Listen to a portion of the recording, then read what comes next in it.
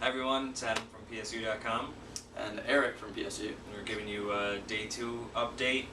We're going to try to make this really brief because we realized last night was a little long. So we saw a ton. Today was the longest day of the show. You want to go up first, what you saw? Sure. I started at Dust, which is this really cool shooter that's on PC and PS3.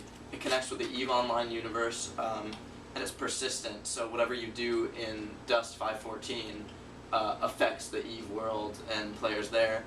So literally, like, every bullet that you shoot is ore that's mined from something in EVE Online. It's very, very cool.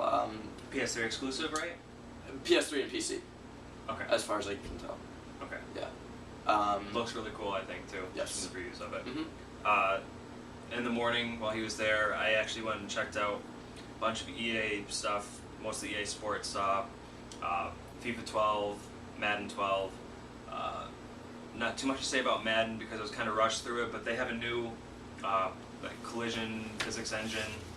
FIFA 12, though, I spent some time with that, and that's absolutely loved it. I mean, it's, they talk about how it's like a revolution in the franchise, and I really think that they're onto something here. It is really, really hard to play. I played with another game journalist, and the ending score was 0-0, and we both have been playing the game for like 10 years. So we were talking the whole game, and we were like giving each other strategies as we played, and so it's tough. The new precision dribbling is great, and the new defense. The defense is so much fun, so that was a blast. Cool.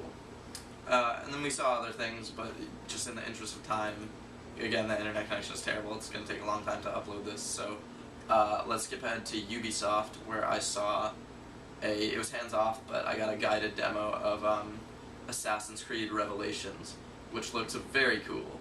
Again, it's Assassin's Creed. It's not radically different, but it works. There are, it's in Constantinople. It's a big hilly city. Yeah. So there's the environments look really, really great. The new moves, you can there are zip lines, and you can do assassinations from zip lines, jump off. LA's got tons of hype for it around the convention Oh center. yeah, So. it's they're big bombs and whatnot, and apparently multiplayer's getting revamped. I didn't hear too much about that. So while you were checking out Assassin's Creed, I got a little private demo, or actually I got to play Rocksmith, which I'm calling it early. We still have another day to go, but it was my favorite game of the show. And I'm a musician, as you know, been playing guitar for like 12 years, and this is not Rock Band, this is not Guitar Hero, this is not a Simon Says game. This is literally like teaches you how to play. And I was with Doug during this session, and he's never played guitar before, and he was saying he cannot wait to buy this. Tell him about the adaptive difficulty. Yeah, so essentially the game starts you at the most basic level, regardless of your ability. There is no like difficulty setting saying you want to play the most hardcore. Essentially, it gives you one note. If you land that note, it says that you're good enough to play the next note. And as the song goes on, like I was playing a Nirvana song, and as the game progressed, it gave me harder and harder. So essentially, by the end, I was playing pretty much the regular song.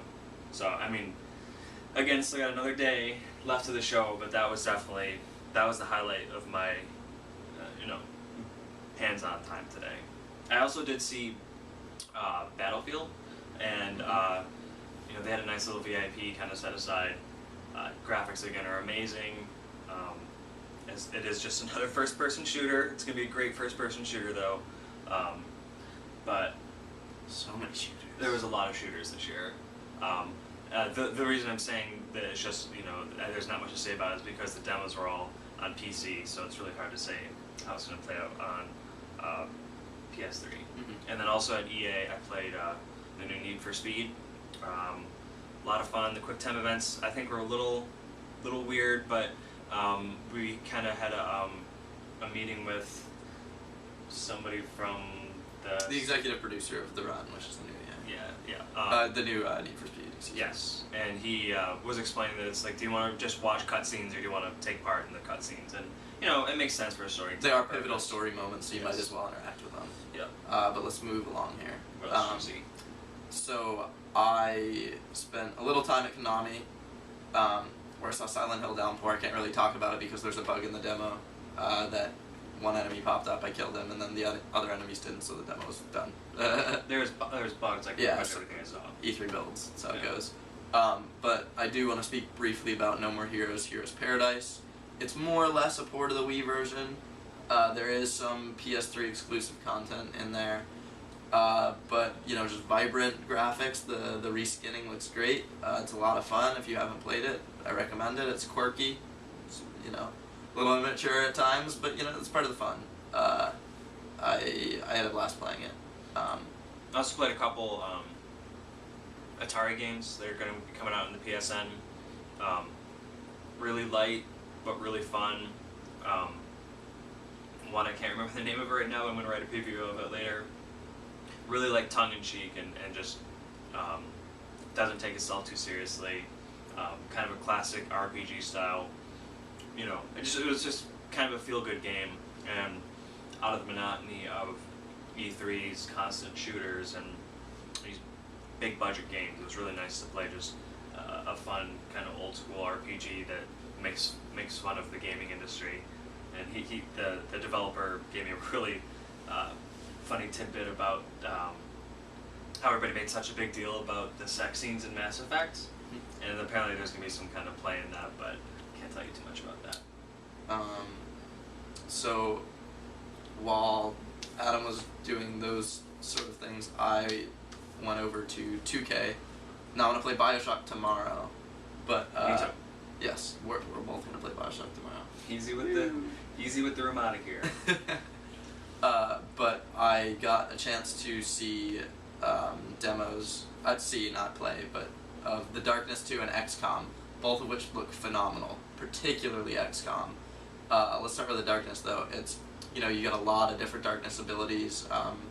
The character from the first game, Jackie, his arms are back. He's still got that antagonistic relationship with the beast inside him or whatnot. But the visuals actually are really superb, like hyper saturated. They went for like kind of comic book / noir feel. It's very, very clean. Like I remember thinking like, wow, like, you know, it's an E3 build. I know it's coming out soonish, but there were like no jaggies, no jagged edges or anything. Just very clean, crisp visuals. Gameplay looked great. There looked like there was a lot of variety. But XCOM, wow. Heard a lot of good things about it. Yeah, that out of all of the games I saw today probably was my favorite. It's set in the early 60s, alien invasion. You're part of, I don't know what actually official body you're part of. Maybe FBI or something. But you're facing these, it's not a typical alien invasion. It's like these blocks, sort of. If you've seen the trailers, you'll probably know what I'm talking about. But they have all these really cool abilities. There's a lot of strategy and RPG elements infused into this first-person shooter. You can go back to base and partake in different missions. There's also like conversation trees, and the visuals are phenomenal. You know, bar none, the best I've seen of the show this far. Alright, we should probably wrap this up. Yeah, let's finish this up. The only thing I want to just say though about today that I kind of realized compared to yesterday, and maybe it's because this is the second day and everything's kind of like settling in, is like the sheer lack of innovation in this year's E3 games. I mean, minus Rocksmith. Right? Yeah. No. I mean, again, I'm really blown away by that. It's just more shooters, more. You know, there's some open world RPGs.